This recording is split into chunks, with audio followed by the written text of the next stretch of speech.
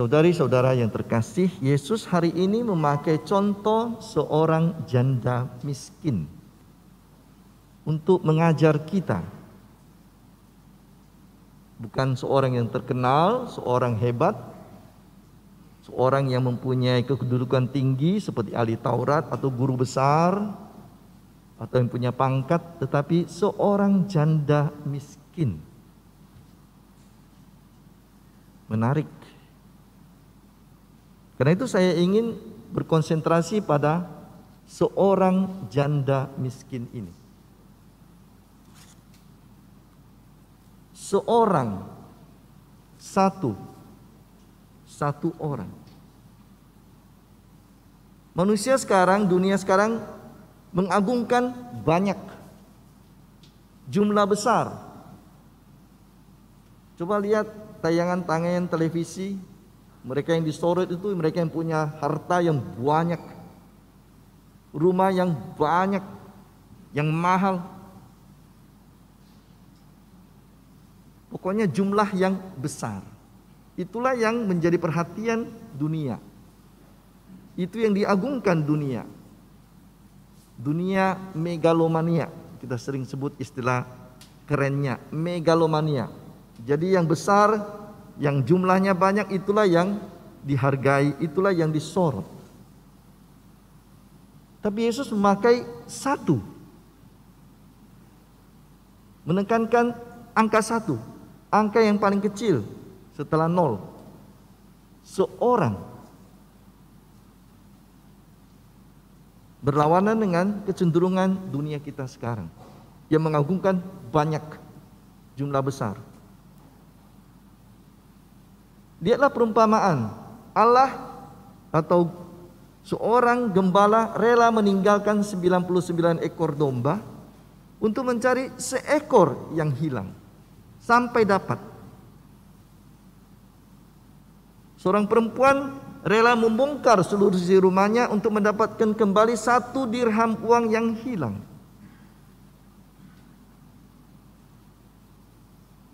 Allah memperhatikan bahwa yang kecil ini, yang sering direndahkan orang yang dianggap sepele ini, justru inilah yang sangat berharga. Karena yang kecil, yang nomor 1 ini, yang angka 1 ini, justru memberi dengan seluruh hatinya. Jumlahnya memang jauh lebih kecil daripada jumlah yang diberikan oleh orang-orang kaya. Orang mungkin masukkan derma 1 juta, 2 juta, 100 ribu, 200 ribu. Janda datang membawa uang 1.000, 2.000. Dalam angka dia sangat kecil. Tapi yang 1.000 ini adalah seluruh nafkahnya hari itu. Dengan kata lain, ketika dia memberikan derma 1.000 itu, ia tidak makan lagi untuk hari itu. Ia berpuasa untuk Allah hari itu. Yang memberikan 10 juta, 20 juta, 1 juta, 2 juta, tidak merasa sakit. Kenapa? Tabungannya di bank ada sekian M, sekian T.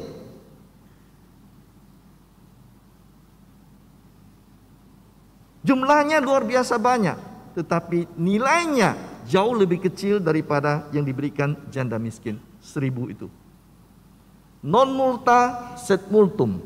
Ada pepatah Latin mengatakan non multa sed multum.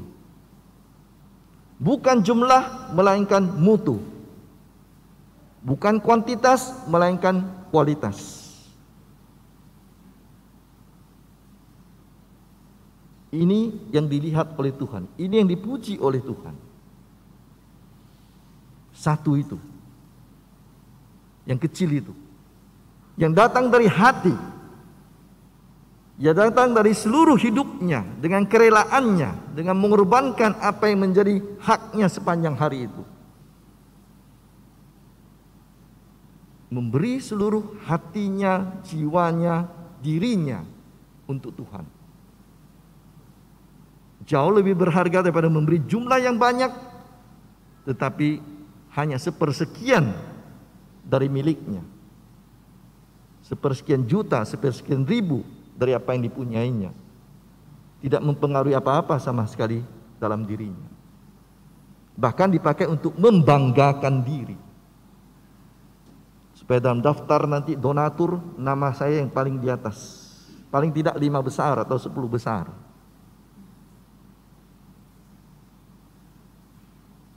Satu, janda. Dalam kitab suci Perjanjian Lama, janda adalah kelompok yang dianggap orang yang tidak punya lagi kekuatan status sosial. Dia sudah lepas dari keluarga, tetapi dia tidak punya lagi pelindung karena suaminya tidak ada lagi, entah karena cerai, entah karena meninggal. Dengan kata lain, dia dalam posisi yang sangat rentan, gampang dieksploitasi, gampang disalahgunakan. Suaranya tidak akan didengar oleh orang-orang lain. Itulah dunia Timur Tengah saat itu, dunia Israel saat itu. Janda itu kelompok nomor 2 yang direndahkan, yang disingkirkan, yang disepelekan. Mereka kelompok yang dalam kitab suci adalah kelompok yang harus dibantu. Yesaya, Yeremia, Yeskiel, Amos menempatkan ada 4 kelompok yang harus dibantu, karena mereka tidak punya lagi kekuatan untuk dirinya sendiri. Anak yatim piatu, orang miskin, janda, dan orang asing yang tidak punya tempat atau tanah. Dengan kata lain, secara status sosial mereka itu tidak punya apa-apa untuk dibanggakan, karena mereka lah yang harus dibantu. Bahkan dalam bacaan di awal tadi dikatakan rumah mereka justru dicaplok oleh kelompok ahli Taurat. Mereka lemah, tidak ada punya kekuatan hukum sama sekali. Orang-orang kaya berada yang berkuasa justru mencaplok rumah-rumah mereka, kalau mereka masih punya rumah. Tetapi janda ini justru memberikan seluruh yang dimilikinya untuk Tuhan. Dengan kata lain, dia tidak jatuh dalam rasa mengasihani diri. Aduh, saya tidak punya apa-apa, saya orang lemah, saya tidak punya seorang pun, maka dia menjadi parasit. Bukan. Dia tidak mengasihani dirinya, dia tidak rendah diri. Dia datang ke bait Allah memberikan seluruh dirinya, seluruh miliknya kepada Tuhan dengan kerelaan.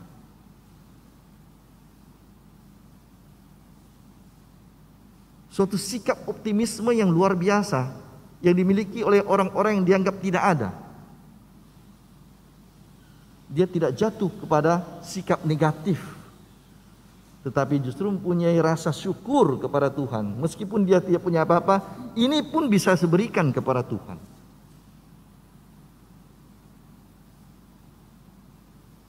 Kadang-kadang kita sering melihat, saya itu tidak punya banyak uang, pekerjaan saya sangat rendah, harta saya tidak banyak, saya tidak punya banyak bakat. Lalu kita tidak membuat apa-apa. Kita mengharap orang lain yang menyumbang kita. Kita menjadi parasit bagi orang lain, benalu bagi orang lain, karena mengasihani diri, melihat diri negatif, rendah diri. Tidak ada orang yang tidak punya apapun yang tidak bisa disumbangkan untuk Tuhan atau untuk sesama. Tuhan memberi kita cukup bakat, cukup hal positif yang bisa kita berikan kepada orang lain. Kegembiraan kita, senyum, waktu, telinga kita, hati kita. Tuhan tidak selalu perlu uang dari kita. Dia menciptakan langit dan bumi. Untuk apa dia duit itu? Untuk apa persembahan barang-barang mewah? Tetapi Tuhan memberi waktu kepada kita supaya kita gunakan, kita berikan hati kepada kita supaya kita sumbangkan kegembiraan kita, perhatian kita, keprihatinan kita.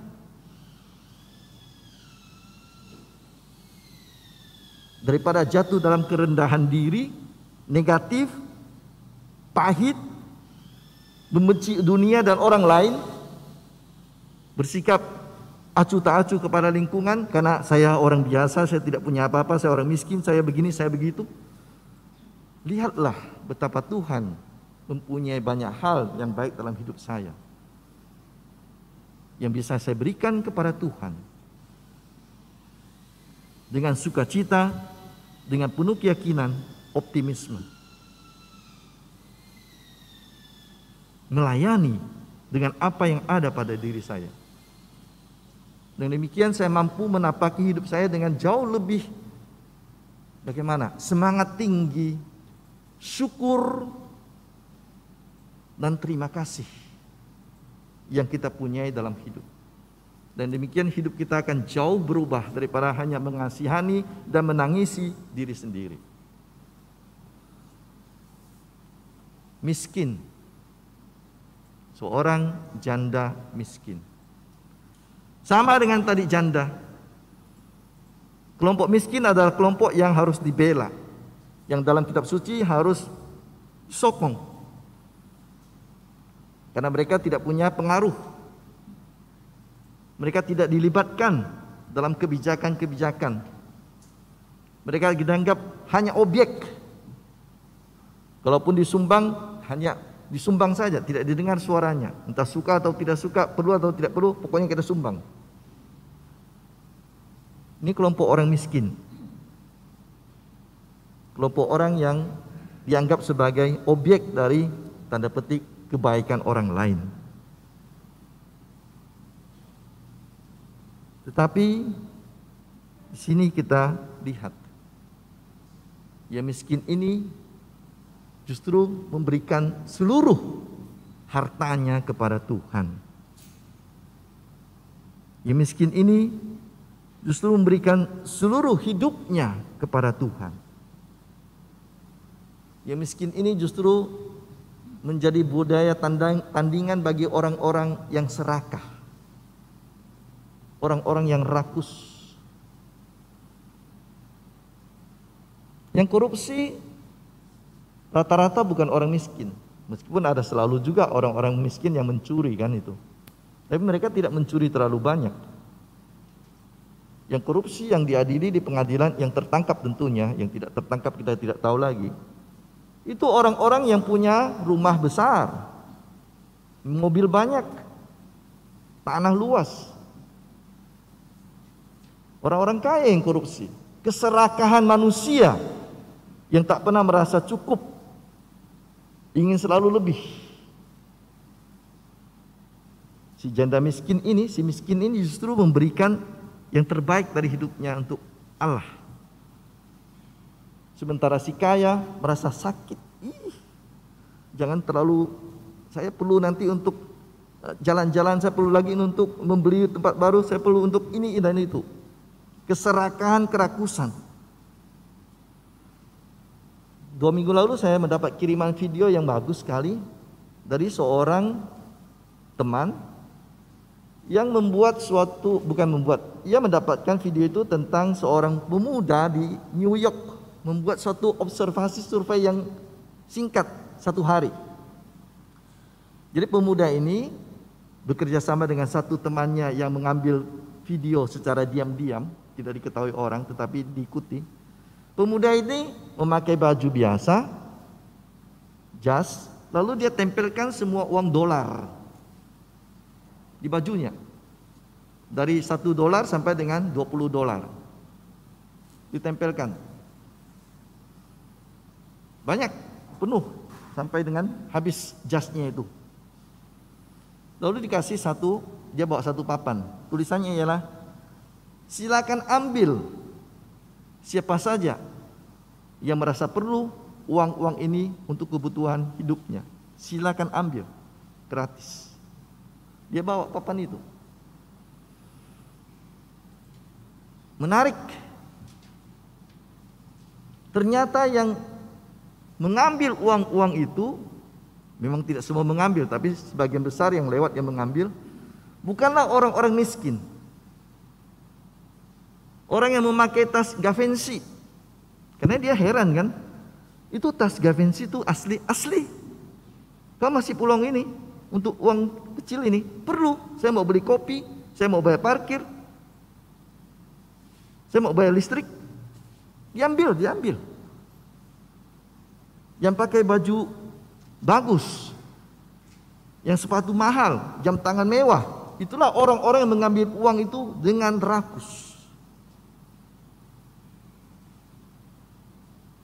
Lalu dia bertemu dengan satu orang yang gelandangan. Gelandangan itu melihat, boleh saya ambil? Tentu, kan ini memang untuk semua orang yang mau lewat, siapa yang mengambil. Gelandangan itu mengambil 2 lembar yang harganya $2. Hanya $4 diambil. Cukup $4 untukmu? Cukup. Masih ada banyak, $20, $10. Kamu nanti besok belum tentu dapat makan. Cukup untuk saya hari ini, untuk saya makan dan untuk anjing yang saya pelihara. Si gelandangan miskin mengambil hanya secukupnya untuk dirinya satu hari itu. Kenapa kau tidak ambil lebih? Mungkin orang lain hari ini juga perlu seperti saya. Besok mungkin Tuhan memberikan yang baru untuk saya. Ini suatu observasi kecil-kecilan dari seorang pemuda dan menggambarkan juga bahwa memang sebagian dari kita mempunyai semangat serakah, rakus. Entah kita kaya, entah apapun, ternyata kita masih ingin lebih dan lebih, tidak pernah merasa cukup. Sementara si janda miskin dalam kemiskinannya sengaja memberi yang terbaik. Bacaan pertama, dia memberikan air minum kepada Elia. Dan ketika dia sudah akan mempersiapkan tanda petik makanan terakhir untuk dia dan anaknya, karena musim kemarau tidak ada lagi kesempatan untuk bekerja dan untuk memanen, gandum tidak ada lagi.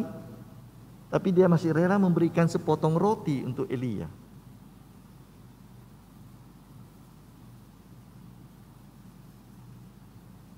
Saudari-saudara terkasih,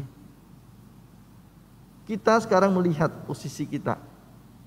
Kita berada di seorang janda miskin atau kelompok orang Farisi, ahli Taurat dan orang-orang kaya yang serakah, yang mendewakan jumlah besar, membanggakan kehebatan dan kebesaran, yang mendewakan harta milik, tetapi yang rakus dan serakah.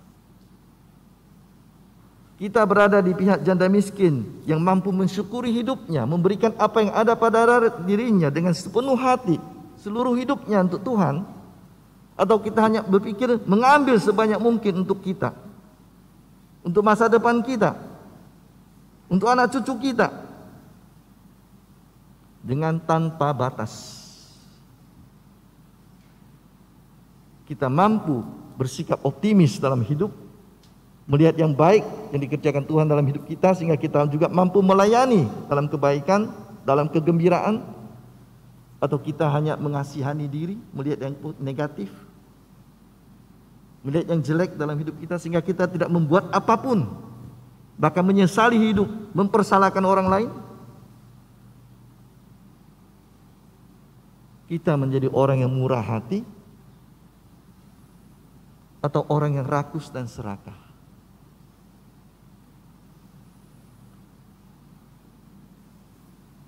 Dunia ini mempunyai cukup makanan untuk semua penduduk di dunia ini. Tetapi dia tidak akan cukup untuk beberapa orang yang rakus dan serakah. Amin.